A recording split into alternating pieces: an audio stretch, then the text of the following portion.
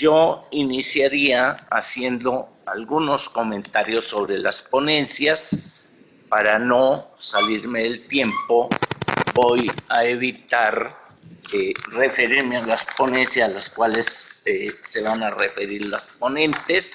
Simplemente señalar que la primera, despojo y rescate, está elaborada y será presentada por el arquitecto Carlos Labore, de amplia participación en el aspecto político programático en México. La segunda será presentada por el maestro en arquitectura Pedro Héctor Paredes, maestro en arquitectura, cuyo nombre es Interrogación, el derecho a la ciudad. Y la última presentación será hecha por el doctor en sociología, Pablo Gaitán,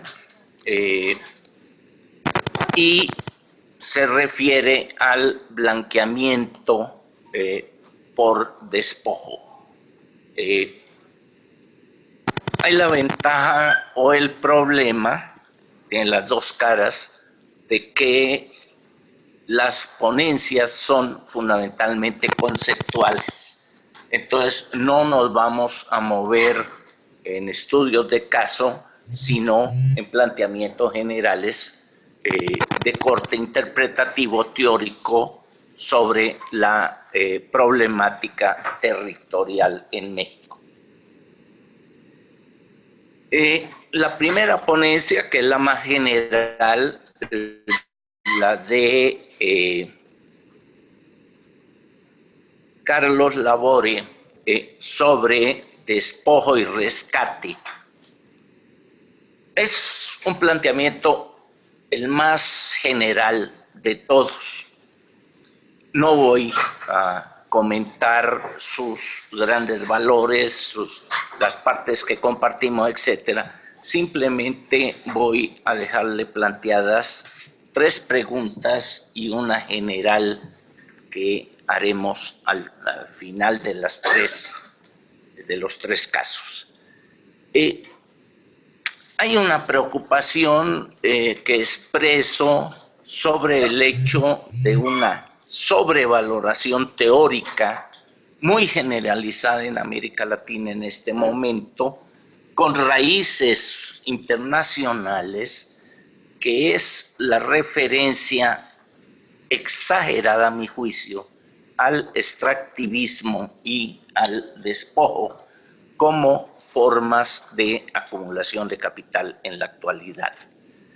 Y eso nos llevaría a dejar de lado, y en la práctica está ocurriendo, la acumulación de capital que yo llamaría, entre comillas, normal. Aquella que ocurre en la fábrica, aquella que ocurre en el almacén, aquella que ocurre en los servicios, aquella que ocurre en el mismo capital financiero entre los propietarios del capital y los trabajadores. Creo que ahí hay un problema de, dijéramos así, equilibrio teórico que plantearnos.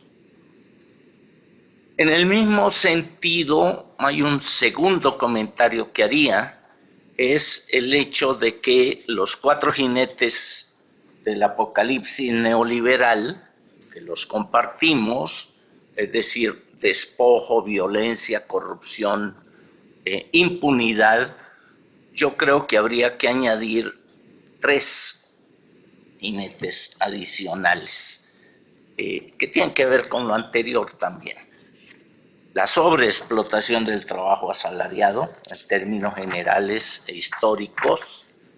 En segundo lugar, la opresión política como condición, entre otras cosas, del despojo, la opresión política.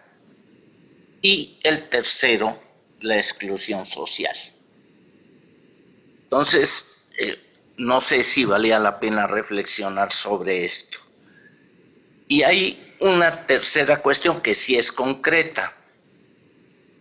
Reconociendo todos los avances que se logran en la Constitución de la Ciudad de México, que lo reconocemos todos, sabemos que la Constitución es resultado de un acuerdo entre fuerzas políticas muy diversas, y que el resultado tiene bastantes problemas. Entre otras cosas, una de las respuestas que da Carlos a la situación es precisamente la de la captura de plusvalías, que fue rechazada en la elaboración de la Constitución. Entonces, ahí valdría la pena hacer una reflexión un poquito más crítica, a mi juicio, del mismo contenido de la Constitución. De hecho, por ejemplo, el derecho a la ciudad, que es el tema que nos convoca, tiene solo un párrafo bastante corto y que valdría la pena revisar, mirar su contenido y ver si esto es suficiente y es lo que nos resuelve el problema en la Ciudad de México. Yo tengo mis dudas, pero es una posición totalmente personal. En relación a la segunda ponencia, la del profesor Paredes, me parece que inicia muy bien el trabajo planteando lo que realmente planteó Henri Lefebvre cuando planteó el derecho a la ciudad. Claro, en 1970, 72. 68. Hace unos cuantos ayeres. El hecho de que Lefebvre plantea el derecho no a la ciudad capitalista, sino a otra ciudad, a transformar la ciudad capitalista, transformación que tienen que realizar los trabajadores a través de un proceso de, comillas, revolución urbana. Esto me parece muy bien, replantear esto y ver cómo en muchos casos el concepto se ha banalizado, deteriorado, degradado, vulgarizado y en gran medida convertido en algunos casos en instrumento de control del poder. Hasta ahí todo va bien. Pero, y esto no es una crítica, es solicitar la elaboración en torno a esto, se plantea la necesidad de articular el derecho humano con el derecho de la naturaleza. Eso me parece perfectamente correcto, pero mi preocupación va en cuando se reemplaza el derecho a la ciudad por el derecho al hábitat. Quiero señalar que yo en algunos textos he usado el derecho al territorio en lugar del derecho a la ciudad. Estamos de acuerdo. Pero en el desarrollo no sé si caemos un poco en la banalización también del concepto del derecho al hábitat, porque nos empezamos a volver demasiado concretos, demasiado pragmáticos y olvidamos ese problema de la transformación. Entonces, sobre esto quise hacer la referencia, pero me parece muy adecuado plantear ese terreno de discusión, como se plantea en la ponencia. Y ya para terminar y no violar mi propia regla, la tercera ponencia, la del maestro Gaitán, que se refiere fundamentalmente a la postulación de un nuevo concepto, el de blanqueamiento por despojo. yo tendría dos observaciones que querría plantearlas en aras de la discusión. Comparto totalmente la crítica a ese concepto de gentrificación, no por su contenido para Londres hace 50 años, sino por su significancia en América Latina, por el hecho de que gentrificación no quiere decir absolutamente nada en América Latina, no es una palabra castellana, no tiene ningún contenido en América Latina, y estoy muy de acuerdo en criticarlo. Hubiera sido interesante que hubiéramos visto esa crítica, exactamente, esa u otras críticas, las que tú tienes al concepto de gentrificación. Seguramente terminaríamos compartiéndoles. Y compartiendo también el malestar sobre ciertas modas, tan de moda en nuestro medio. Pero me preocupa la idea del blanqueamiento. Me preocupa, sobre el cual tú detallas, estableces 8 formas del blanqueamiento, etcétera. Pero hay algo que me preocupa, y es que no estemos haciendo racismo al revés. Para criticar el racismo, estemos introduciendo una nueva fórmula de racismo. Los blancos también son explotados. Sé que ahí hay el problema de la polisemia, en fin, lo entiendo, pero no cometamos el error de que la cuestión de la explotación es fundamentalmente una cuestión de raza, aunque atraviesa por problemas raciales. Pero los trabajadores blancos norteamericanos, esos que votaron por Trump, también son explotados. O los trabajadores franceses o los alemanes también son explotados.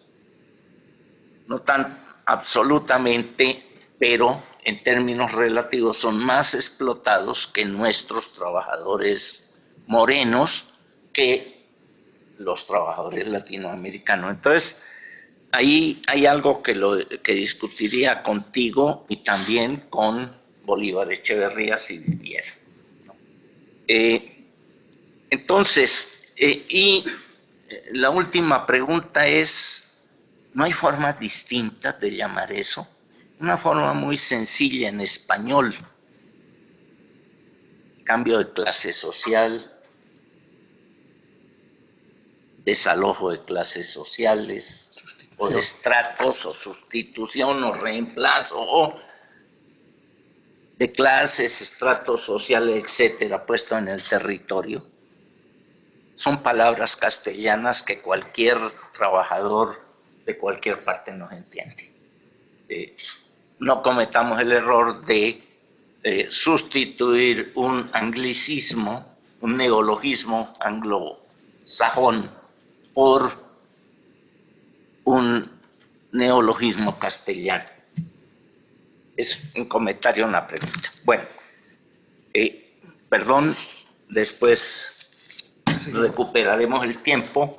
Vamos a iniciar con los 10 minutos religiosos de cada uno de los expositores. Yo soy ateo, o sea que no los voy a respetar. Bueno, entonces yo lo aplicaré. Voy a exponer desde aquí porque si no, no puedo ver lo que estoy presentando. Voy a compartir algunas reflexiones en torno a un trabajo de investigación en desarrollo.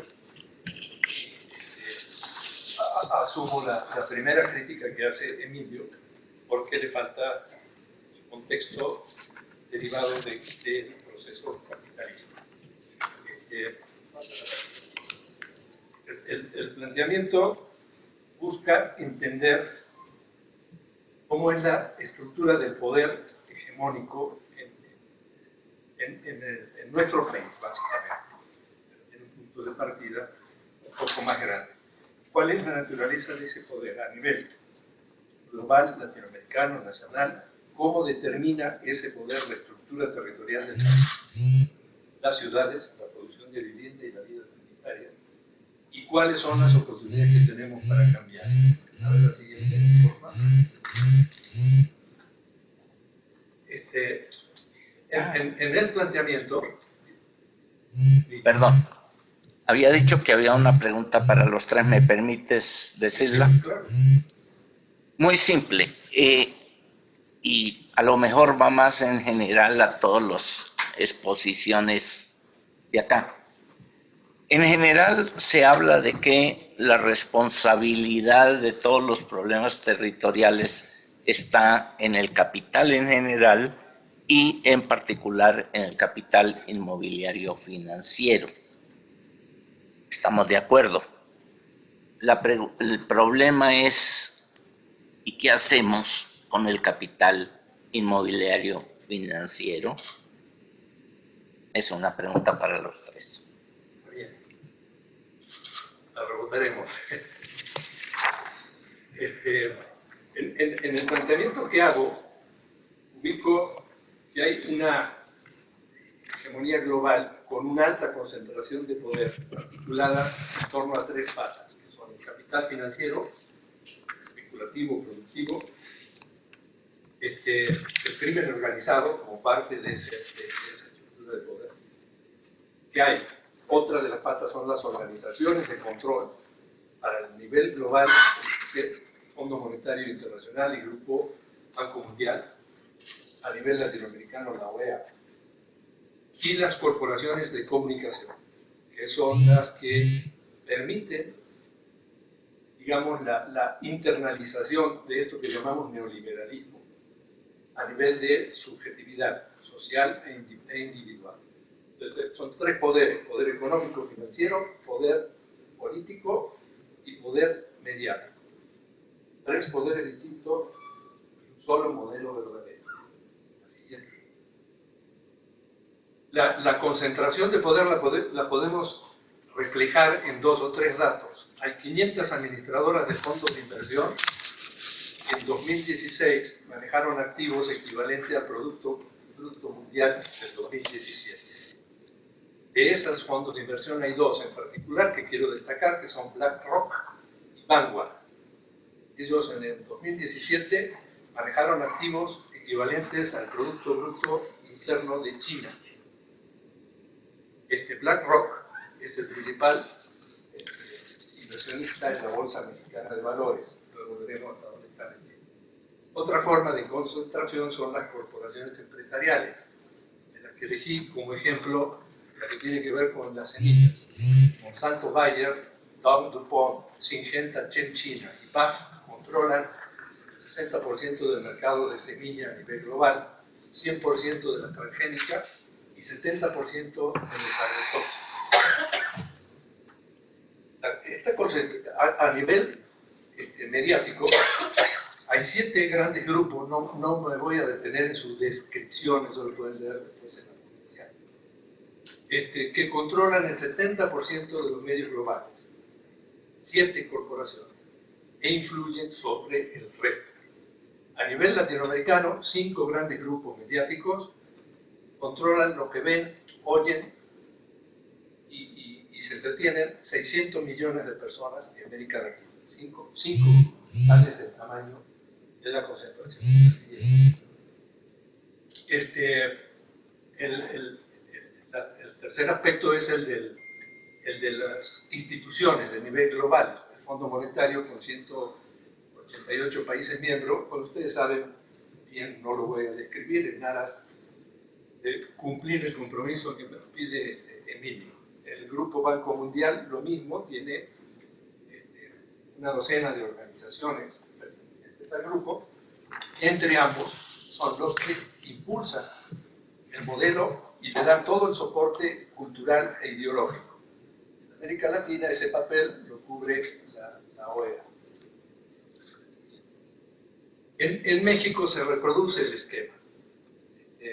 Y ahorita vamos a ver, pasa la siguiente, por favor.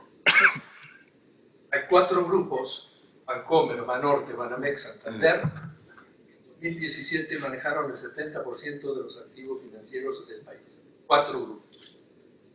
BlackRock, a la que mencionaba hace un rato, tiene 130.000 millones de pesos en la Bolsa Mexicana de Valores y participa de América Móvil, Cemex, FEMSA, Alfa, Citibanamex. Tiene alianza con Pemex. A Citibanamex le acaba de comprar los fondos de inversión de Citibanamex. Eso le da además acceso a las 1.500 sucursales que tiene Banamex en el territorio nacional. La alianza con Pemex le permite participar en infraestructura y exploración de petróleo.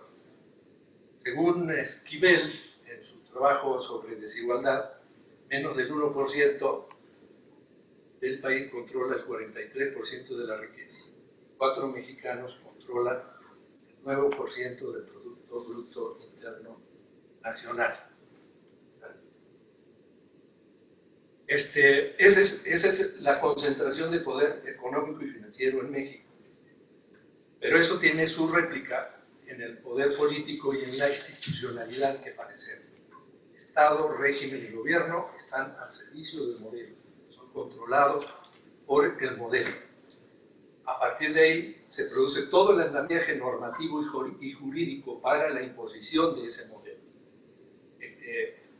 Otrora, México tenía un esquema de gobierno por el cual se expresaban más o menos equilibradamente el sector público, el sector privado y el sector social. En la actualidad, el sector social está enfrentado al sector público y al sector privado. O sea, el sector público y el sector privado establecen alianzas en perjuicio del sector social, dentro del esquema de Estado benefactor o comparado con el esquema de Estado benefactor anterior al actual. Salud. Y tenemos un ingrediente adicional en lo que va de esta década con el crimen organizado, que tiene presencia en el territorio, en las instituciones, en el gobierno, en la economía y en las finanzas. Y se vuelve el crimen organizado un poder funcional al modelo. A nivel de grupos mediáticos, pues, no les voy a contar novedades, ¿no? El Grupo Televisa, Grupo Carso y Grupo Salinas. Y además no solo están controlando mediáticamente lo que se divulga por los grandes medios y lo que escucha y se informa la población en general, sino que participan de múltiples negocios. Lo veremos. Hay una expresión de Margaret Thatcher que para mí es una definición acabadísima de lo que es el neoliberalismo. Dice: la sociedad no existe, solo existen los individuos y estos se relacionan a través del libre mercado. Bueno, eso es lo que venimos padeciendo. Entonces hay una configuración de un nuevo orden mundial con un modelo que nos lo presentan como inevitable para la evolución de la humanidad y lo imponen como inevitable. Localmente hay una aceptación de ese modelo y una reproducción de las condiciones para... Según esto, el Estado no debe intervenir en la economía más que para facilitar el funcionamiento del libre mercado. El libre mercado, entonces, determina la vida, las relaciones, la cultura, todo se compra, todo se vende. El individualismo es el principal atributo humano y el consumismo es la principal pauta de comportamiento. La economía es el método, dice Margaret Thatcher. El objetivo es cambiar el corazón y el alma de la persona. La pregunta es: ¿hasta dónde nos han cambiado el corazón y el alma para hacernos pensar todo lo que nosotros vemos como beneficioso para el país, pero pensado a partir de ese modelo, no del que se le anteponga? Las consecuencias de todo eso, y asumo las 3 que agregó Emilio: despojo, violencia, corrupción e impunidad, acotado por el planteamiento. Se pueden incluir perfectamente las 3 que mencionaba la siguiente. ¿Cómo afecta eso a territorio y ciudades? Yo pido, en este punto pido una disculpa, porque esto requeriría una media hora de exposición para hacerlo bien, pero bueno, centro las determinaciones en dos aspectos, que no excluyen otros, que son la mano de obra barata y el extractivismo. Todos los riesgos que mencionaba Emilio, el extractivismo en la industria, en hidrocarburos, en minería, en transgénico, en industria eólica, en actividad inmobiliaria, en agua, en maquila, en turismo. Es un abanico de formas de explotación de los recursos naturales y de la mano de obra del país. Esto se reproduce en toda Latinoamérica. Entonces, el mapa expresa con cierta difusión las concesiones mineras otorgadas. En lo que va de este siglo, 30% del territorio del país está concesionado a la explotación minera a cielo abierto, minería tóxica o proyectos de muerte, como les llaman las comunidades afectadas. Esa es una determinación brutal sobre la estructura del territorio, porque sumada a la lista que está allá a la izquierda, es lo que determina por dónde se traza la infraestructura, por dónde se construye la infraestructura del país, por dónde se construyen las carreteras, por dónde pasan los gasoductos, las líneas de alta tensión, dónde se meten presas hidroeléctricas para generar energía para la explotación minera, y eso indica que hay una determinación global sobre la forma de desarticulación del territorio. Los puertos y aeropuertos, me está indicando que se acabó el tiempo. Bueno, las corporaciones mediáticas, su función dentro del esquema que estoy planteando es que haya una aceptación a partir de la venta del progreso y la modernidad. Y a partir de afirmar un pensamiento que es único, que es esta es la única vía posible para que la humanidad evolucione. Y, a ver, ¿cuál es la que sigue? Bueno, está bien, son algunos datos. La historia aterriza a nivel de ciudad y a nivel de vivienda. Si hay chance, sugiero que la intervención que tienen ustedes, que tienen 8 minutos cada uno, puedan continuar. Entonces ponle pausa ahí, por favor, que no se pierda la transparencia. Maestro Paredes, adelante. Buenas tardes. Para empezar, pues voy a acotar, enumerar dos reflexiones que me hacen llegar a esta interrogante o preguntarme qué es el derecho a la ciudad, sobre todo hoy en día, ¿no? Entonces es un concepto que a lo mejor todos hemos escuchado ya mucho en los nuevos discursos, en la misma academia, pero, o sea, entonces, una primera reflexión es esa, ¿no? Que la pertinencia del reconocimiento constitucional del derecho a la ciudad cuando es especulativo productivo, ¿no? O sea, que como ya lo comentó el doctor Pradilla, ya la Constitución de la Ciudad de México ha incluido el derecho a la ciudad, pero ¿a qué ciudad nos está dando derecho, no? A esta ciudad especulativo productiva. Y otra cuestión es cuestionar la validez y utilidad política del concepto cuando es burguesa. Es indagar si este concepto se está tomando de alguna otra manera, o sea, se está reconceptualizando desde el Estado, ¿no? O sea, cómo lo está contemplando el Estado y si significa lo mismo que para la academia y para las teorías que vienen desde hace 50 años, ¿no? Acerca de este concepto.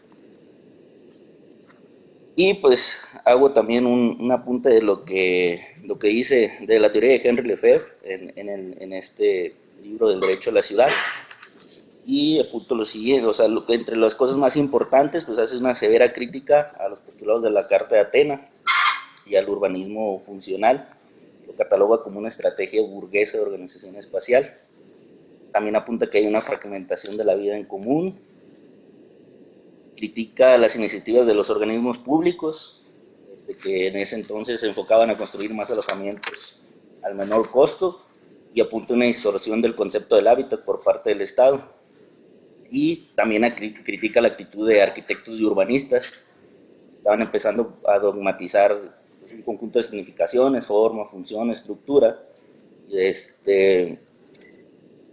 partiendo del hecho de interpretar o demostrar un habitar solo de su punto de vista, ignorando lo que las personas percibían o tenían que decir acerca de ese hábitat y de esa ciudad que estaban construyendo. Entonces, si vemos todo esto, pues, aunque se escribió hace 50 años, es la misma situación, ¿no? O sea, si nosotros leemos esta crítica, si la hubiera hecho ayer, o sea, suena igual, ¿no? No parece que no ha pasado nada en esos 50 años. Y en lo que a mí respecta, pues, puedo decir que la arquitectura actual, pues, no es ese nosotros que él planteaba, sino es una suma de yoes. Y apunta, ¿no? Conceptualiza el derecho a la ciudad, y lo conceptualiza como un proyecto continuo de transformación política. O sea, este concepto de transformación es la parte medular, ¿no?, de su propuesta del derecho a la ciudad, entre otros conceptos. Entonces, partiendo de esta situación, de estudiar a Henry Lefebvre, pues tenemos que hoy día el derecho a la ciudad, pues, es un concepto desvirtuado. ¿Por qué? Porque se ha domesticado y vulgarizado por los organismos de cooperación internacional y los estados, que hoy día lo utilizan como un eslogan, tal como le pasó a la sustentabilidad, ¿no?, para justificar, pues, unas políticas adaptadas a los intereses del sistema neoliberal. Y sobre todo porque en este apropiamiento del concepto por parte del Estado y de estos organismos, pues se desconocen las implicaciones del análisis marxista sobre la ciudad, lo caracteriza, pues, por su función transformadora, y se le coloca solo como una obligación de permanencia en la ciudad especulativa. Es decir, que solo significa un derecho a estar y no un derecho a ser en la ciudad. Otro de los problemas conceptuales que señalo en esta ponencia es que utilizar o conceptualizar políticas públicas a partir de este derecho a la ciudad mal entendido o mal planteado, pues puede generar problemas, sobre todo jurídicos conceptuales, ¿no?, que reproduzcan todas estas políticas que han tratado de acabar o de superar la ruralidad, ¿no?, entendiéndola como si fuera algo negativo la ruralidad. Y propongo el derecho al hábitat. ¿Por qué el derecho al hábitat y no no apuntar o seguir con este concepto del derecho a la ciudad? Es por eso, porque ya está desvirtuado, ¿no? O sea, es seguir jugando con este término, ¿no? Pero más que definir, porque también podría ser este derecho al territorio, estas cuestiones, ¿no?, que mencionaba el doctor Pradilla, es ¿qué debería de ser este derecho al hábitat? Es una síntesis entre los derechos humanos y los derechos de la naturaleza. O sea, el derecho a la vivienda es uno de los tantos derechos humanos, y parece ser que, sobre todo jurídicamente, se hacen valer por separado, ¿no? O sea, hay teorías nuevas jurídicas que pues no se puede hacer valer un derecho a la vivienda si no se hace valer un derecho a la salud o un derecho a la educación, deben de ir a la par. Pero hay también teorías jurídicas nuevas como el derecho a la naturaleza, del cual Latinoamérica es pionero, sobre todo Ecuador y Bolivia, que superan esta concepción sobre todo antropocéntrica del derecho ambiental, ¿no?, que pone al hombre como el centro de todo.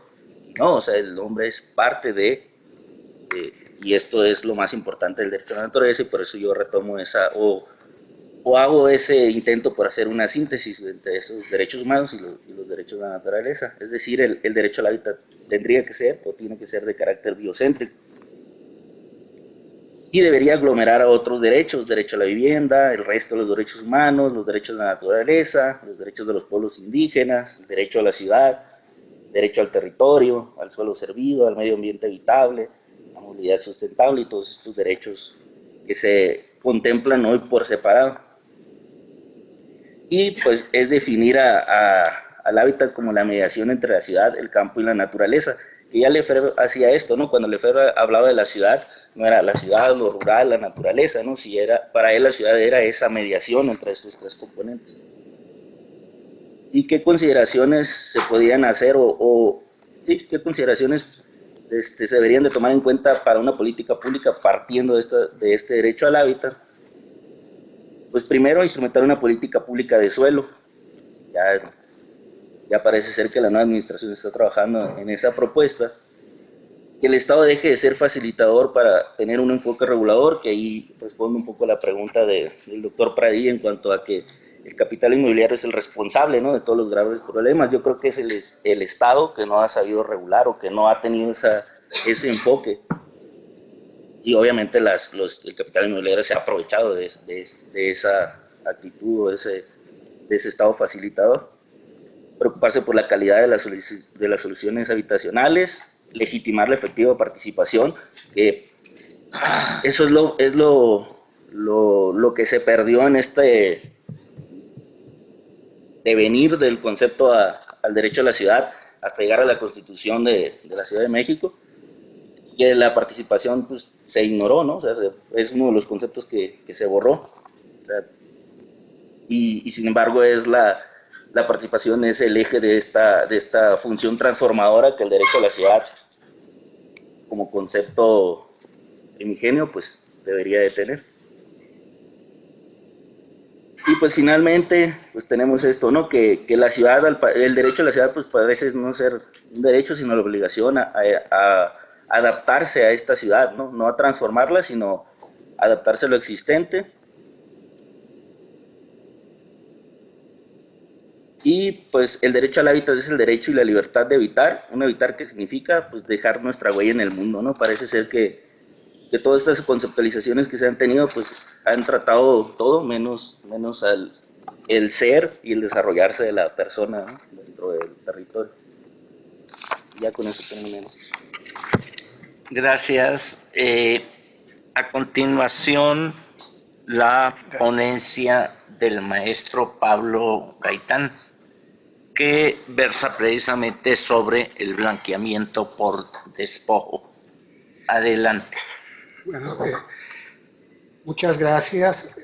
Primero agradezco la atenta lectura del doctor Pradilla Cobo, mi texto, que no es un texto individual, es un texto producto de un trabajo colectivo de reflexión y de praxis. Un espacio de la Colonia Juárez en la 06600, plataforma y observatorio de la Colonia Juárez. Hay dos premisas en el planteamiento de esta idea de blanqueamiento por despojo. Primera premisa metodológica, que a mí me parece que es muy importante hacerla explícita en un espacio universitario.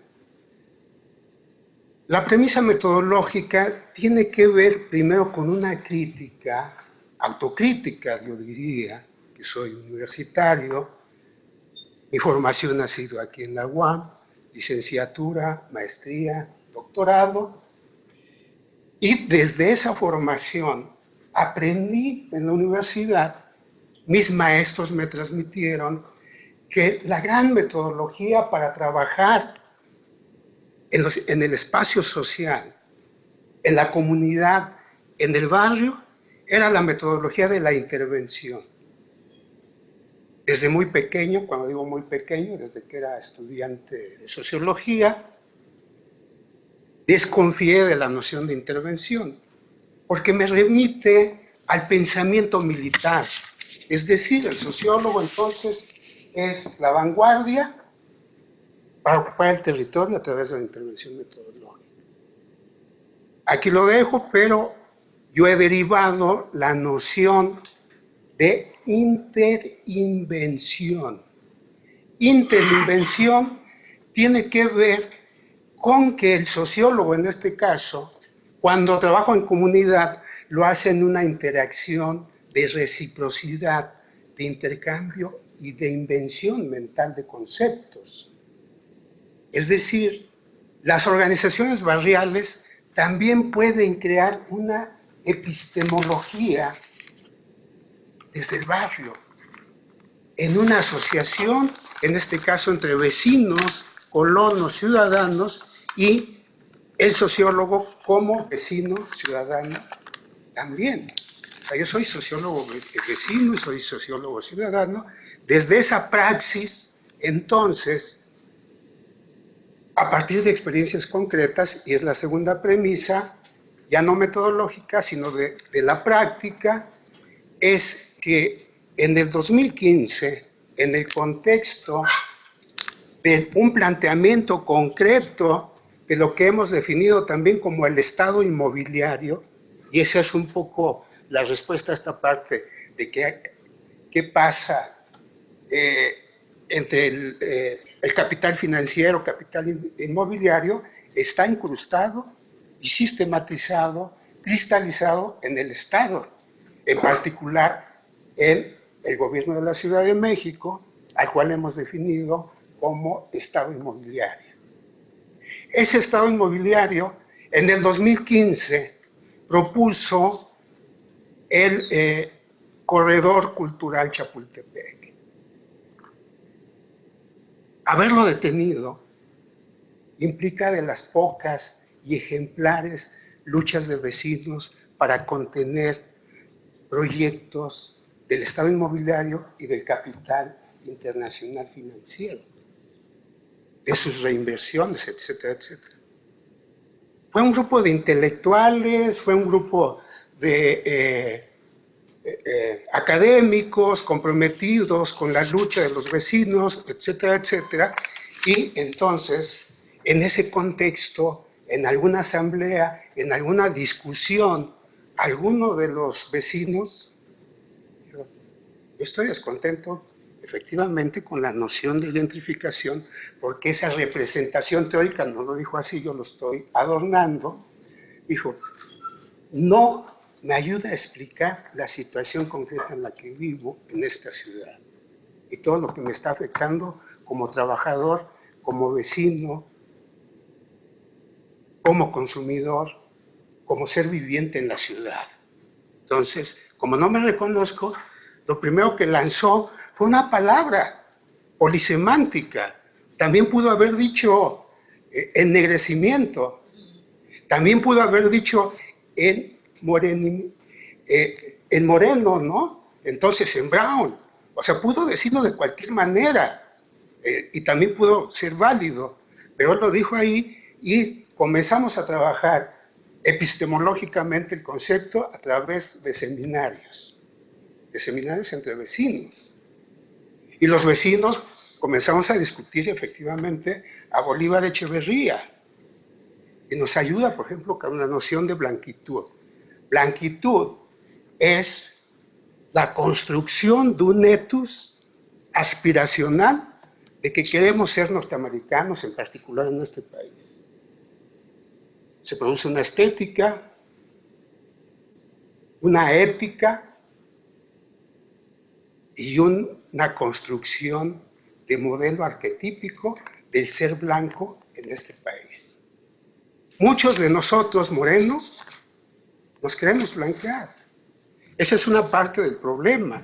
Pero también el problema ahí concreto en la Colonia Juárez, que ese es nuestro laboratorio para construir toda una propuesta teórica de análisis, tiene que ver efectivamente con los desalojos. En la Ciudad de México, hoy día, en los últimos 3 años, hay casi 5,000 desalojos. Ese es un problema fuerte y sí es cierto. ¿Quiénes son los desalojados? Las personas de la tercera edad, los que pasamos de 50 años. Y nos están sustituyendo, para bien o para mal, por jóvenes que tienen una actitud de blanquitud.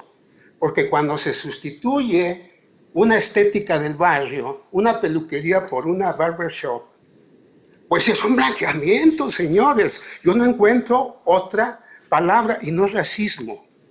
Porque racismo, efectivamente, la noción de racismo, y qué bueno que viene al caso, es una práctica implícita y explícita en esta ciudad. O sea,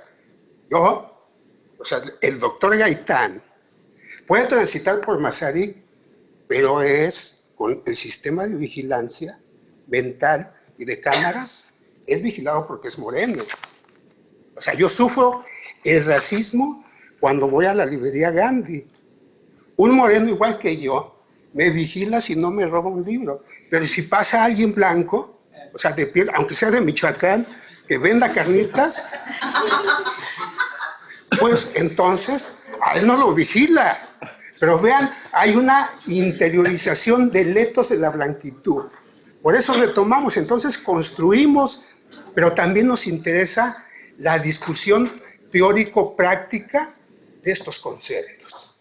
Y entonces esta aportación que estamos nosotros planteando tiene que ver, es derivada de una práctica por lo menos de 5 años. Y para terminar y concluir, enumero los 8 dimensiones de blanqueamiento. 1, blanqueamiento expoliador, que se refiere al suelo y el territorio. 2, blanqueamiento financiero, le hace ejemplo las fibras y las rates. 3, blanqueamiento de las instituciones. 4, blanqueamiento de las leyes y el sistema de impartición de justicia. 5, blanqueamiento territorial. 6, blanqueamiento cultural. 7, blanqueamiento social y racial. 8, blanqueamiento del discurso. El discurso y esta parte, por ejemplo, del derecho a la ciudad, ha sido blanqueado. Se ha extraído todo el significado subversivo de lo que era el derecho a la ciudad. En términos de utopía, la heterotopía lefebvriana, pero también tiene que ver con la discusión que nos propone en Ciudades Rebeldes David Harvey, cuando nos plantea, sí, derechos, pero derechos colectivos.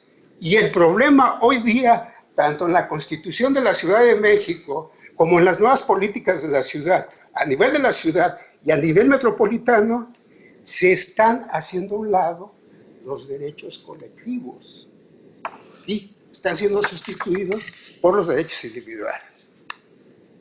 Perdón. Bien.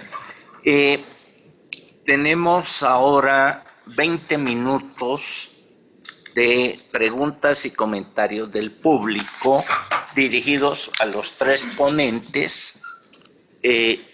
Serían 10 intervenciones de a 2 minutos cada uno. Entonces, les solicito tener mucho cuidado en esto de los 2 minutos cada intervención. ¿De acuerdo? Sí, un minutito. Vayan pensando, porque si no hay preguntas, no hay diálogo, etcétera, yo pasaría el tiempo a los expositores y ya no habría más preguntas. Bueno, vamos acá, allá, vamos siguiendo el orden. Adelante. Bien. Buenos días, gracias a los ponentes por la una pregunta y comentario dirigido al arquitecto Labores, si bien está relacionada con una de las reflexiones que hacía el coordinador precisamente al principio, ¿no? Sobre un apunte en el sentido de notar por parte de ella un cierto desequilibrio teórico sobre lo que es el extractivismo, entendido como una política del capitalismo neoliberal imperante en los actuales momentos, globalizante, y parece ser que eso podría llevar a un cierto olvido del extractivismo o los modos o modelos de acumulación de capital tradicionalmente conocidos en la industria, en los sistemas productivos, con otros tipos de sistemas de acumulación de plusvalías. Bueno, la pregunta concreta para el arquitecto Labore es en qué medida hablar, pensar y repensar sobre el extractivismo actual, que se dimensiona en bastantes estratos del territorio, no tiene por qué obnubilar, ni olvidar, ni dejar al lado el conocimiento y la comprensión acumulada de otras formas de acumulación. Compañero, adelante. Gracias. Bueno, es una pregunta para...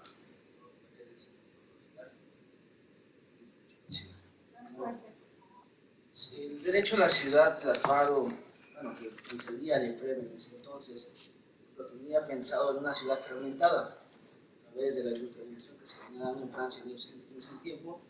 No pensaba en un concepto político como tal. Si bien ahora este concepto, como ya lo decía, se ha discriminado, se ha vulgarizado, al llegar a la Constitución de la Ciudad de México ha traído toda una trascendencia a nivel internacional, principalmente en América, Colombia, Brasil, Ecuador y ahora Ciudad de México.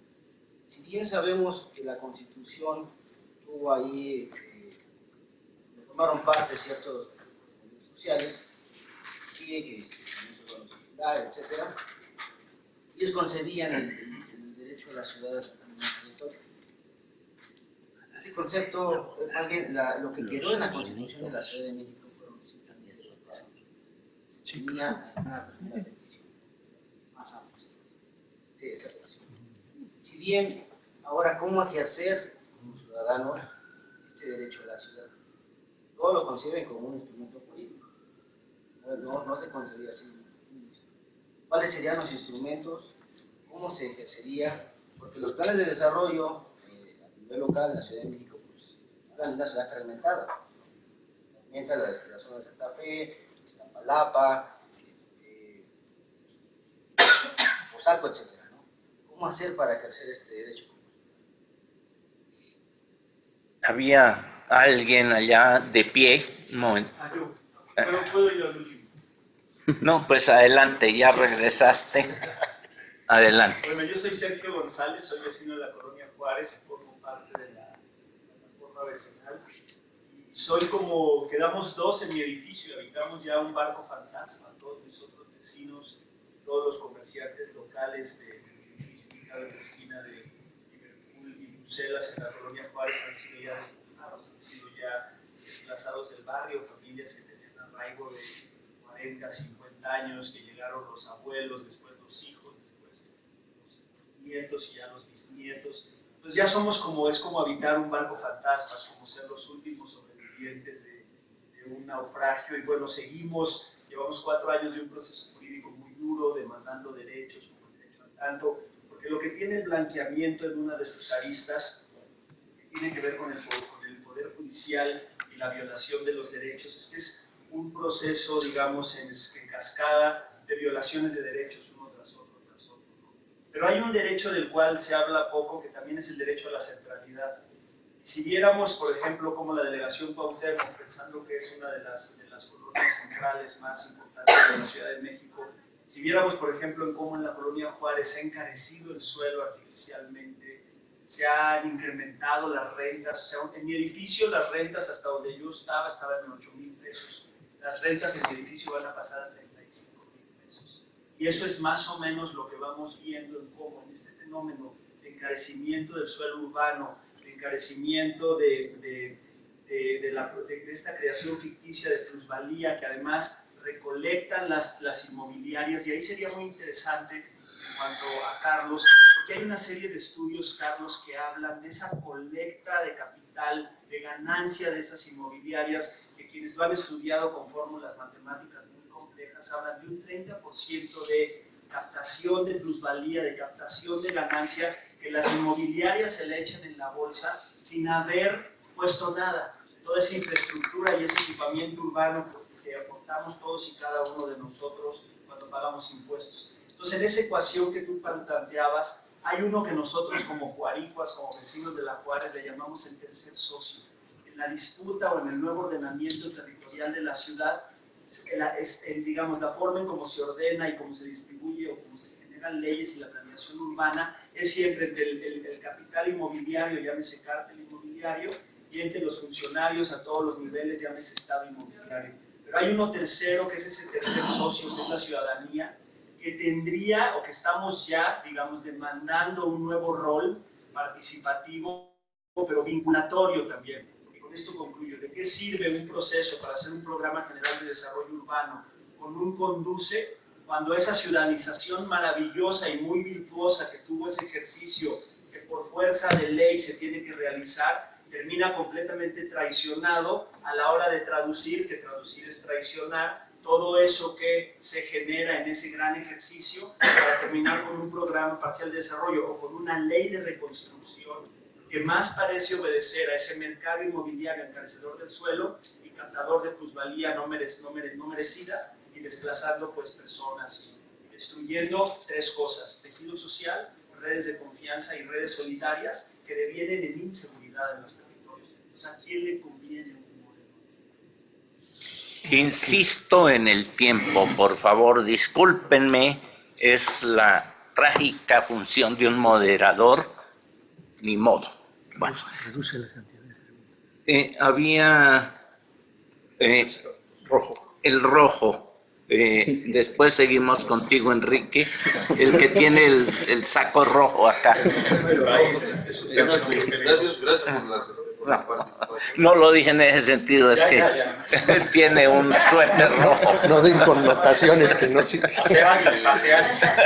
Y bueno, en este caso esto va como con la participación de todos, pero directamente también con el ejercicio que en este caso el planificador territorial o urbano tiene, por ejemplo, como para en este caso oponerse a este tipo, por ejemplo, de capital privado. Por ejemplo, con esto me refiero a volver en este caso más transversal, por ejemplo, acciones concretas como quiero ahorita. O sea, que no queden en este caso en acciones parciales, que podamos tener acceso a que pueda ser como transversal en oposición a lo que nos plantea el doctor Carlos Labor. O sea, que esto no va para alguno en particular, sino para los tres. ¿Qué opciones tenemos en este caso de oposición a capital? Pues? Enrique. Rápido. El sistema es un hoyo negro, se traga todo. Todo lo que pongamos se va a tragar, también se va a tragar lo que pongamos aquí. Creo que lo fundamental es que fue en todo el proceso, desde el 92, de gestación del derecho a la ciudad hasta la Constitución. Tiene un concepto de derecho colectivo y de derecho complejo. O sea, articula todos los derechos. O sea, tiene una visión compleja. Efectivamente, los gobiernos tienden a simplificarlo y a analizarlo. La ley de ordenamiento territorial es el derecho al espacio público prácticamente. No es eso lo que queremos. Es un plan de vuelo, ¿no? Incluso no nos importa que esté reconocido o no esté reconocido. Es un elemento, un instrumento de lucha para transformar la ciudad que tenemos en una ciudad para todos.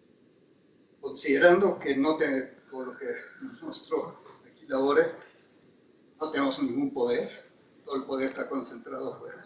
El poder que tenemos es que nosotros asumamos la responsabilidad. Creo que eso es un poco lo que están haciendo los compañeros del barrio, pero es la dimensión de cómo usamos estos instrumentos como instrumentos de transformación de nuestra sociedad. No nos preocupemos mucho por el nombre, le podemos cambiar, pero creo que lo fundamental es cómo utilizamos esto para que sean instrumentos en manos de la gente. De la gente surgió esta cosa, o sea, lo fundamental es que surgió de la sociedad, no surgió de los gobiernos. En la Constitución nos quitaron uno de los plusvalías, pero de entrada. Incluso le habíamos puesto la función social y ecológica, o sea, lo ecológico. O sea, de entrada, antes de entrar al constituyente, pues acabó quitando las pocas cosas. Pero la sociedad sigue luchando. Y los que lo impulsamos, estamos ahí, está el movimiento cubano, que fue gestor de eso. A nivel internacional lo mismo. Creo que ahí tenemos una fuerza que podemos hacerlo. Ese hoyo negro, Hawkins al morir se dio cuenta que no se trata de algunas partículas que se escapan. Esas somos nosotros. Por ahí detrás del compañero de suéter de color, Juan Felipe. Reflexión salida después de las exposiciones parecidas de que estamos en el centro internacional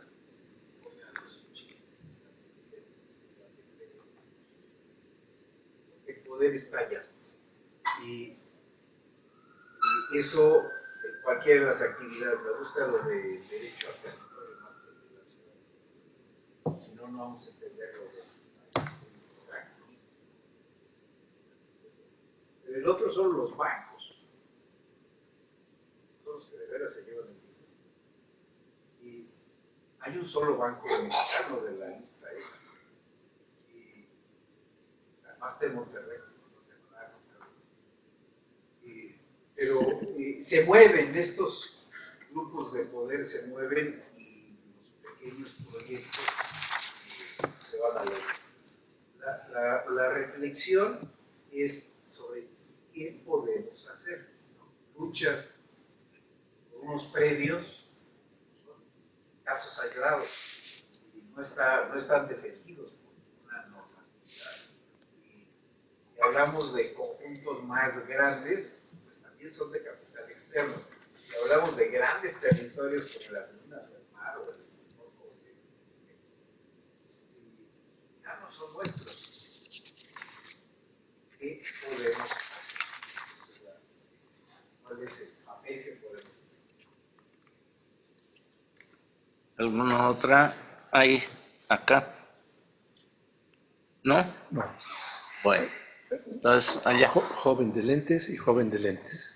El primer joven de lentes, la primera, perdón. Yo no veo nada, o sea que no se sientan molestos por mis errores. Adelante. Okay, bueno, ya Se dieron la palabra. El espacio es un producto social.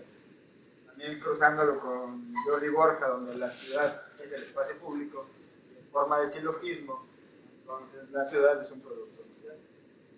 Cruzamos con Bauman, donde hay una modernidad líquida, donde se están fragmentando las sociedades e impera el individualismo.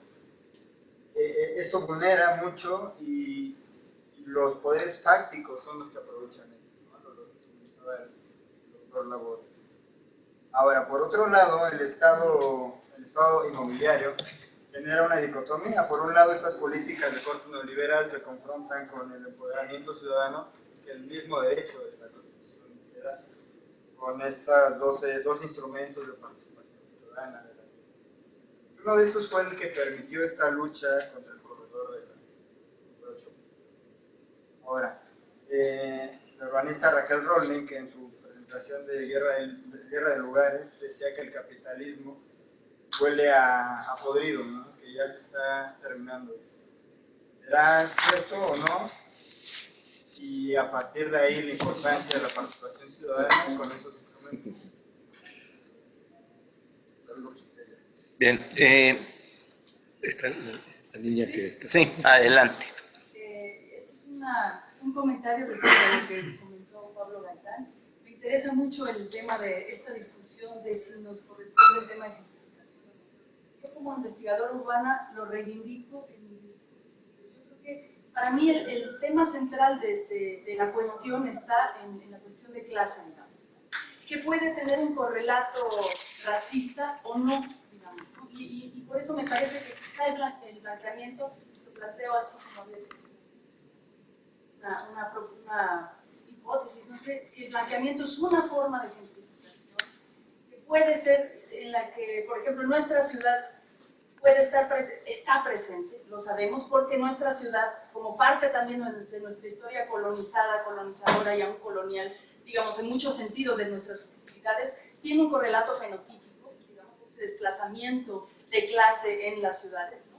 pero me parece que también deja otros procesos que quizá no pasan por ese o sea, me parecería que podría ser una forma de gentrificación presente en nuestras ciudades, digamos, pero que quizá yo reivindico gentrificación porque es un poco más amplio, justamente por venir de estoy de acuerdo, de Londres de 1969, que es muy distinto al nuestro, también lo podemos llenar como concepto de distintos elementos, quizá, aunque no nos identifiquemos, y que yo siento que la gentrificación tiene en cada una de las ciudades su propia expresión, digamos, su propia forma de ser. Y otra forma de traerlo a cuento es porque los propios movimientos sociales de distintas ciudades lo retoman. Por eso me parece que no está todavía caduco como concepto, ¿no?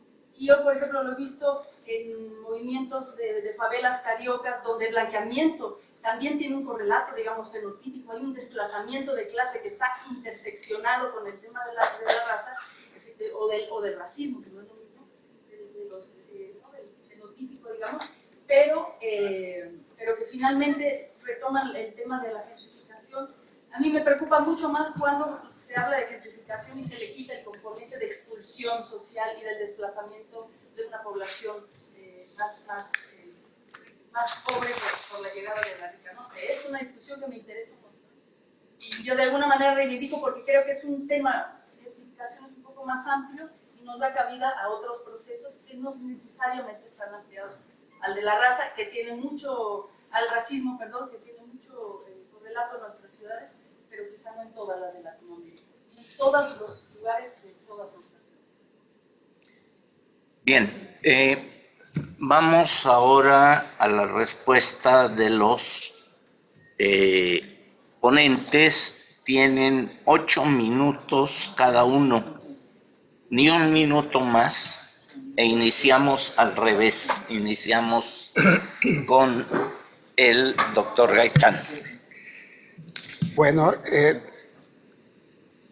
una de las intenciones de exponer el discurso sobre el blanqueamiento tiene que ver que es una provocación. Los artistas, los grandes teóricos como Marx, que es el primero que me viene a la cabeza, encarnan, digamos, sus conceptos sin magia. Por ejemplo, cuando escuchamos teóricamente Capital, estamos imaginando a Marx, ¿no? Cuando escuchamos Sociedad del Espectáculo, Guy Debord, o sea, hay una provocación porque hay una reflexión. Y cuando hay una reflexión imaginativa, con mucha imaginación, es precisamente porque son conceptos abiertos, no ortodoxos. No se trata de imponer una verdad. Se está comunicando el producto de una reflexión colectiva, en este caso, en un barrio muy concreto. Lo podemos seguir discutiendo. Pero no se reduce, y ojo, porque eso sí me preocuparía, no se reduce al tema de la raza y el racismo. Es un componente nada más que en mayor o menor medida puede estar ubicado en cualquier contexto de este país. Particularmente, he estado en Guadalajara, en Monterrey, en Tijuana, en Ciudad Juárez, podría tomar más ciudades, en donde yo veo una constante, el racismo, el racismo. A lo mejor es porque mi color hace que aflore en todo momento la aplicación de formas del racismo sobre mi persona. Mi experiencia en este país, en cualquier lugar, en la universidad, en los centros comerciales, en los foros, en la calle, es una experiencia que ahí está presente. Marx pudo hacer su teoría porque finalmente él era un activista. Él no decía, vamos a transformar el mundo a través del Facebook ni a través de una beca. O sea, él transformaba el mundo sin dinero. Y de esa transformación y de ese activismo produjo el capital. Yo nada más recuerdo eso. Mi obsesión, si quieren, también narcisista, ciudadana, es esa. O sea, yo trato de participar en esta transformación del mundo precisamente a partir de la praxis.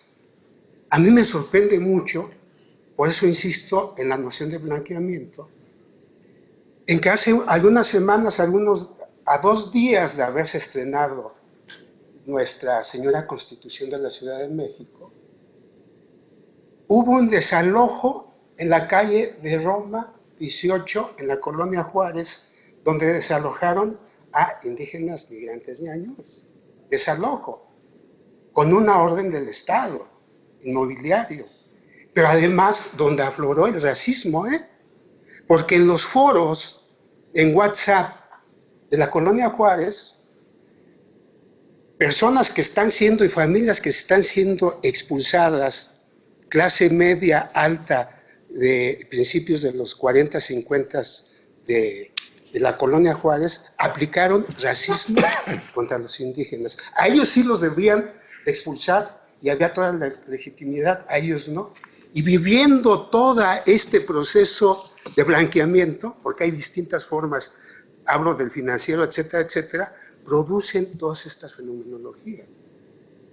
Y hoy día creo que la gran participación, sí, efectivamente, ahí ya está el marco en la Constitución de la Ciudad de México, nada más que hay un problema. El gran marco es la democracia directa y la democracia participativa. El problema es que el actual Estado que ya tomó el poder casi en la Ciudad de México y que formalmente a partir del 1 de diciembre, ellos centran sobre la participación participativa. Y la democracia participativa es una democracia procedimental. Son procedimientos y a todos nos quieren encajonar en los procedimientos. Léanse la crítica a la democracia participativa del filósofo franco-griego Cornelius Castoriadis, que es un referente desde mi punto de vista, desde la autonomía y desde la libertad del ciudadano. Desde esa perspectiva, yo más bien lo que planteo, que es la práctica un poco hoy día en la Juárez a partir de la plataforma, es la democracia directa. ¿Qué significa la democracia directa? Primero, dilucidación de los problemas concretos que nos afectan. Dilucidar implica reflexionar y lo que nos conviene y lo que no nos conviene. No tiene nada que ver con acciones violentas. Aguas, porque la ideología capitalista y propartidista nos dice que toda reflexión hoy día es casi porque van a la acción directa. No, acción directa es, en primer lugar, el pensamiento, la deliberación y la toma de decisiones.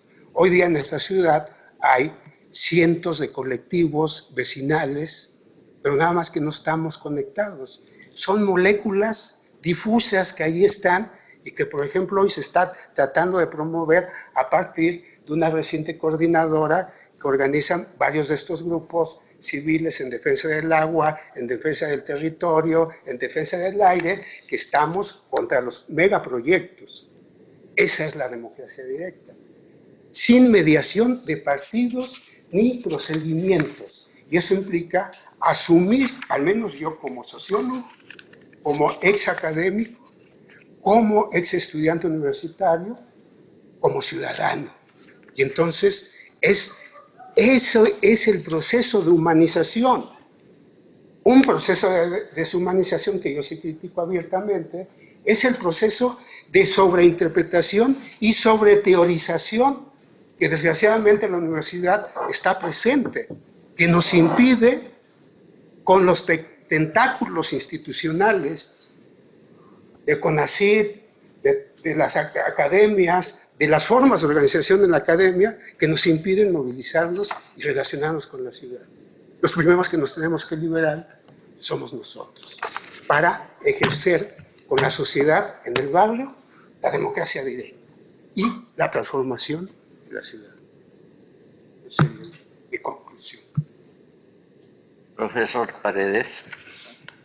Bueno, respecto a los comentarios de esta teorización del EFEF en cuanto a que él nunca ha hablado de una norma, o sea, es cierto y es verdad que una norma no va a resolver ninguna problemática, ¿no? O sea, no es la panacea. Tener una norma no es la panacea para resolver los problemas, ¿no? Tenemos un derecho a la vivienda y sigue siendo un problema la vivienda. Pero él apuntaba a esta parte del derecho como lo que no es inherente, ¿no? Ahí estoy de acuerdo con el compañero. cómo ejercer ese derecho a la ciudad. Yo creo que lo más importante de esta conceptualización del derecho a la ciudad y de este proceso que menciona el arquitecto Ortiz, que se viene dando desde hace muchos años, pues era la participación de la gente, ¿no? La producción social del hábitat, de su medio, ¿no? Que es entender qué es lo que la gente quiere de ese hábitat y necesita de ese hábitat, y eso es lo que se le ha cortado al derecho a la ciudad, ¿no? O sea, para mí esa va a ser o es la principal carencia de este derecho al hábitat, de este derecho a la ciudad que tenemos hoy día en la Constitución, que va a hacer que el ciudadano no pueda ejercer ese derecho a la ciudad, ¿no? Yo lo entiendo como que todo este trabajo que se ha venido desarrollando, al final, y ojalá que no pase así, cuando se instrumenten las políticas públicas con ese concepto de derecho a la ciudad, en realidad se va a convertir en una herramienta para contrarrestar toda esta lucha, ¿no? Entonces vamos a tener que seguir luchando, que es parte también del concepto del lefebvriano, ¿no? Esta lucha constante, o sea, no es ya lo logramos, y ya, ¿no? Sino que es un proceso continuo de transformación, y eso es lo que es para mí la principal carencia de estas conceptualizaciones que ya están llegando a constituciones, ¿no? Que es con lo que funcionan los estados, ¿no? Finalmente ellos instrumentan políticas pues a través de estos marcos normativos que generalmente se utilizan en beneficio del capital y no del desarrollo del ser humano. Y yo creo que con eso, en cuanto al comentario de que estamos indefensos, o sea, parece que los tres tenemos así como un panorama muy catastrófico, ¿no? Pero creo que a lo mejor los tres coincidimos que en realidad hay que estar alertas, ¿no? Más que sentirnos o asumirnos como indefensos, estar alerta a todos estos procesos que, sobre todo de blancamiento de conceptos, de procesos, ¿no? O sea, como la malinterpretación de estos procesos que se han venido dando desde hace muchos años y que cuando llegan al gobierno, al Estado, se transforman, ¿no? Y se convierten en contra de esa lucha que los produjo, ¿no? Yo iría por ahí. No se cerraría la participación. ¿No? ¿Estás listo? Voy a seguir con la ponencia, pero voy a ir respondiendo en el camino. Como dijo Enrique, el sistema es un hoyo negro, del cual a veces escapan algunas partículas. Espero que aquí haya unas 50 de esas partículas. Me interesa llegar al punto de qué podemos hacer, pero antes quisiera... Miren, entre el 2000 y el 2010, que yo haya centrado la ponencia en la cuestión del extractivismo no quiere decir que se cancele lo que significa el proceso de acumulación capitalista. Es una parte de ese proceso. Lo que pasa es que tengo que aterrizar en territorio, ciudad, vivienda, y empecé a volar muy alto para aterrizar forzosamente, ¿no? Pero entre el 2000 y el 2010 la minería extrajo más del doble del oro que se llevaron 300 años de conquista española. En 10 años se llevaron lo que los españoles en 300, y el beneficio es para un muy pequeño grupo de empresas nacionales y transnacionales. La utilidad que dejó en 2000, no está aquí, pero en 2016, sí, está arriba, la extracción minera fue de 13.5 mil millones de dólares en un año. El costo estimado en 2014 para el nuevo aeropuerto fue de 13 mil millones. Es decir, llevamos 5 meses de discusión sobre el nuevo aeropuerto y nadie habla de que la minería se está llevando un aeropuerto al año y le deja al país el 1% de lo que se lleva. Ni hablar de la gasolina, 66% de la gasolina consumida, 16 fue importada, ni hablar de las toneladas de maíz que se exportan, de las personas desaparecidas, de los 5 millones de viviendas desocupadas en un país que tiene un déficit de 10 millones, y en un país donde el 65% de la vivienda producida es por autoconstrucción. La siguiente. El esquema se reproduce a nivel de la ciudad, a nivel de áreas metropolitanas. En la Ciudad de México es el capital financiero inmobiliario con mega desarrollos, centros comerciales, centros de espectáculos, vivienda de alta gama, infraestructura no para la masa de la población. Y con gobiernos alineados con ese modelo, gobiernos en los que los tres poderes, los partidos políticos, son funcionales a este modelo que nos han impuesto. Y al que se suma el crimen organizado, metido en todas las instancias. ¿Verdad? Bajo esta concepción, la ciudad es un gran negocio, en donde se compra y se vende todo, hasta la conciencia. El aparato que responde a este modelo y que nos lleva a una suerte de colonización cultural, que es al que me referían las grandes corporaciones mediáticas. A través de ello, aceptamos una arquitectura globalizada. Cualquier edificio de Reforma, ustedes lo quitan de ahí y lo ponen en Dubái y funciona igual, o lo ponen en Londres y funciona igual. Una ciudad fracturada, espacialmente fracturada, socialmente segregada y funcionalmente ineficaz. Todo este proceso se traduce en ruptura de la cohesión social. La siguiente, por favor. Miren, en Beijing, el complejo olímpico en 2008 significó el desplazamiento de 350.000 personas. El nido de pájaro, gran exponente de la arquitectura globalizada. El nuevo aeropuerto de la Ciudad de México, que está hoy en discusión, en una discusión que debió haberse dado hace 4 años, 30 siquiera. ¿Cierto? ¿Tizayuca cuándo fue? ¿2007? En 1998.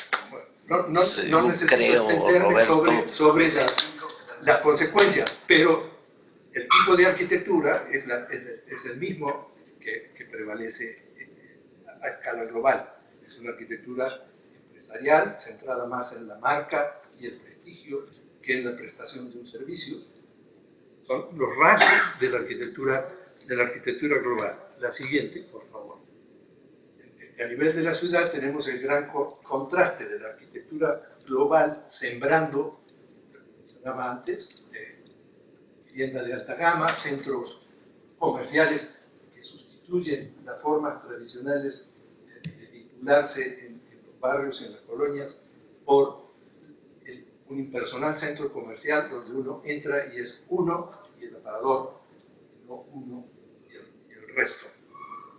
Y la contraparte, la extensión de vivienda de interés social, cuya explosión en los 2 primeros sexenios de este país ha dejado el desastre que todos conocemos en el Estado de México en particular, pero no solo en el Estado de México, lo mismo ocurre en las conurbaciones de otras grandes ciudades del país.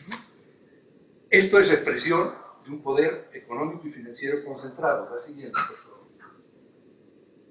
4, 5, 6 grandes empresas construyeron alrededor de 1 millón de viviendas en los 2 primeros sexenios, de las cuales hoy hay 40% desocupadas. Otra media docena de grandes grupos inmobiliarios, mencionados ahí, son los protagonistas de esta depredación inmobiliaria que está ocurriendo en la ciudad. La siguiente, por favor. ¿Qué podemos hacer? Preguntaba Juan Felipe. Hay 3 soportes en contrapeso a los 3 que mencionaba del modelo hegemónico. Uno es el soporte cultural, la historia del país como hilo conductor, el conocimiento de las comunidades, los saberes acumulados, el comunitarismo, la cooperación, la solidaridad, todo eso de lo que hicieron gala los guaricuas.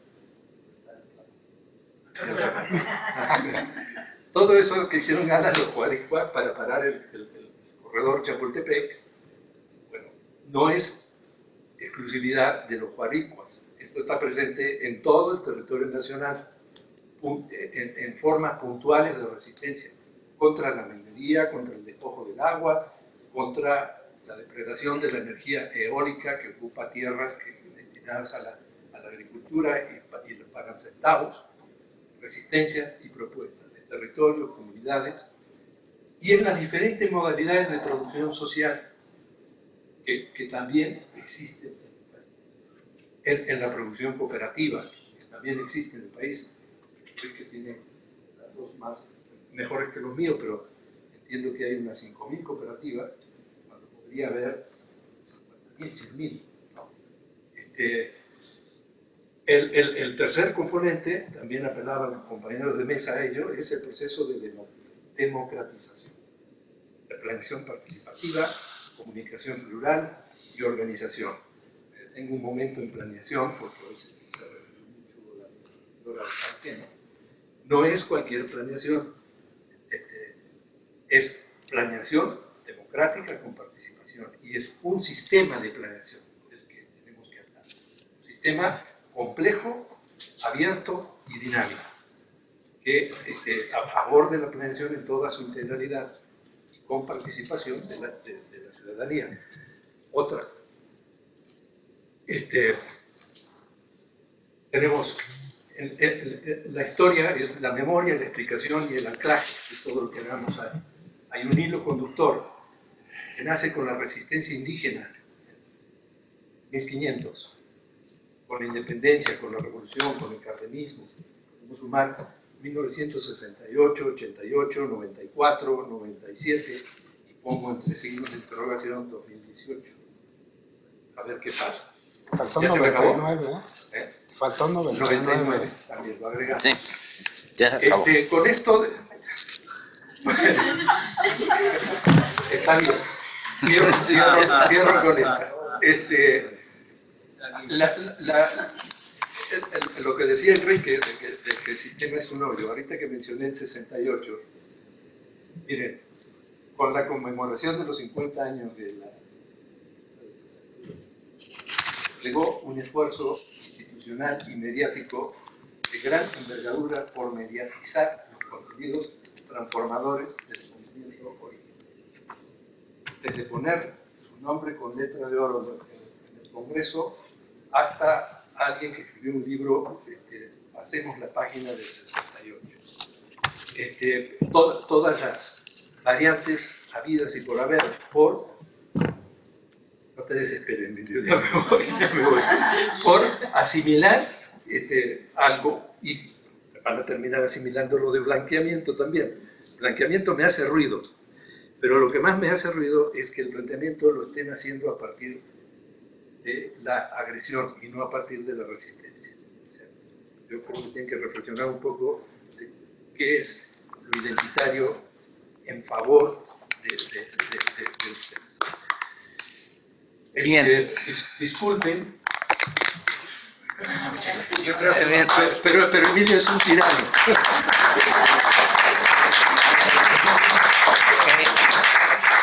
Es lo que pasa siempre en México cuando toca algo al final, que se van añadiendo todos los retrasos de los anteriores y al final pues ya somos 35 minutos de tiempo de retraso. Yo tenía 6 minutos según programa. Simplemente quisiera plantear 3 cosas muy rápidamente. Una primera, me parece muy bueno el contenido de la mesa. Parece que hemos logrado poner encima en la discusión temas de fondo del problema, y eso les agradezco a los expositores, que es culpa de ellos. Desde las ponencias hasta la exposición, mi agradecimiento a nombre de los organizadores. Segundo, sigo esperando la respuesta a mi pregunta, y pues el problema es que es la pregunta en serio. ¿Por qué? Bueno, después te la cuento. Te la escribo por correo. esa es la pregunta central en la cuestión territorial, a mi juicio. Porque, bueno, podemos aceptar o no y discutir o no el estado inmobiliario, en fin, yo tendría una lectura distinta de esa relación, pero lo que está en el fondo del problema es el capital inmobiliario financiero en particular. Bueno, entonces tenemos que seguir trabajando en la respuesta, porque para eso sirve la teoría y no para hacer discursos. Y hay una discusión que, bueno, se dio acá, se abrió acá, que para nosotros, muchos, es muy importante en América Latina. Discutimos mucho el origen de las políticas y nos lanzamos en contra del Fondo Monetario Internacional, del Banco Mundial, del gobierno de Trump. El problema que podemos estar cometiendo en América Latina es que estamos haciendo lo mismo, pero en la interpretación. Estamos aceptando interpretaciones y teorizaciones que son construidas para otras realidades, para explicar las nuestras, y en ese caso no me refiero a lo de la blanquitud, porque es una discusión con Bolívar Echeverría, que es tan nuestro como cualquiera de nosotros. Me refiero en particular, y no quiero polemizar, no tengo derecho ni puedo hacerlo en la mesa, al concepto de gentrificación, que ni existe en inglés. Gentrification no existe en inglés. Existe gentry, que es noble, pequeño noble. En español no quiere decir nada. Se ha tratado de llenar de contenido. El gran popularizador en América Latina es un europeo también, búlgaro, creo, o rumano, algo así. No tiene ningún contenido en América Latina. Si ustedes le preguntan a un campesino michoacano ¿qué entiende por gentrification? Te va a responder feo. No tiene nada que ver, pero ya hablamos de gentrificación sin cambio de sector social. Hay un autor que lo hace. Pero bueno, en fin, no entiendo mucho. No sé si la modernidad sea, líquida, sólida o gaseosa, pero modernidad líquida no nos dice nada a nosotros en América Latina. Y así podríamos ver infinidad de conceptos. Voy a contar un mal chiste de la traducción al castellano. El español no existe, existe el castellano. Todo el mundo habla hoy de acumulación por desposesión. Yo me tomé el trabajo de ir a las fuentes de Harvey, que es al que traducen así, y la palabra en inglés que ni siquiera puedo pronunciar significa en español despojo, que es el concepto inicial de Marx.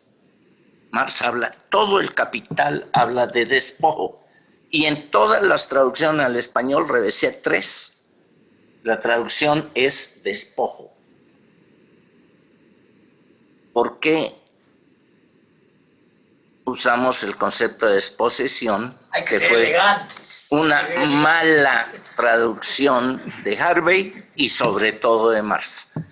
Es eso con lo que queremos rebelarnos. Hasta armamos una red para oponernos a eso. Les agradezco mucho que hayan permanecido aquí.